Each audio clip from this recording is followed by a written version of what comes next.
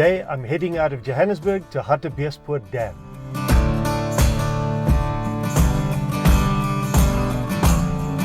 Here we are at the dam, some parts of which have been overgrown by a sort of floating weed called water hyacinth. So in some areas you're not sure whether to sail it or to mow it. Now just off the highway, I'm looking for the offbeat or the forgotten, and Hartbeespoort Dam is neither. But what is fascinating and less well known is how the wider area got its name, Pelindaba. When I travel around South Africa, I like looking up the meanings and origins of some local names. And I've discovered that under this body of water was once the farm of a famous South African called Gustav Prelle, who was quite an important figure in the history of the Afrikaans language.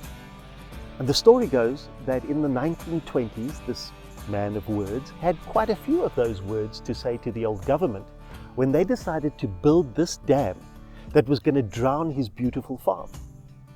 But eventually he lost the argument, and so he named the place Pelindaba, which translates from isiZulu as the end of the discussion, or the matter is settled. Because you see, no matter how eloquent you are, it's hard to argue with 195 billion litres of water knocking on your front door. That pretty much settles the matter. Decades later, the broader Pelindaba area over that way became home to South Africa's Centre for Nuclear Research, which was entirely peaceful and not intended to make bombs at all. And if you believe that one, then I've got a farmhouse to sell you. It's a bit difficult to get to. You'll need a 4x4 submarine, but I doubt you'll have any problems with irrigation. But South Africa ended its nuke program, ditched the weapons, and we stepped back from that moment which could have been the end of the discussion.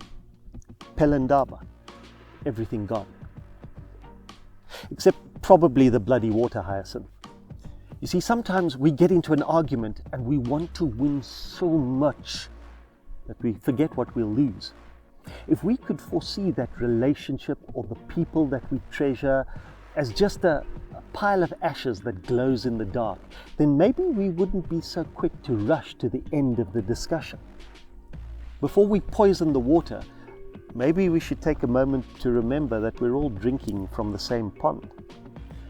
The last months have been really frustrating, and I've realized I've missed people, these infuriating, wonderful, irritating, essential human people. So now I'm trying to be a bit more like water, you know? A bit more flow, a bit more flexible. A little less damn, and a bit more damn. If you're enjoying Just Off the Highway, I'd like to keep making it. Please let me know with a like or a comment or a share, and I would take it as a real personal compliment if you would subscribe. Thanks also to those people who've sent in suggestions of places that I should visit. Not that place. Thanks. See you next week. Bye.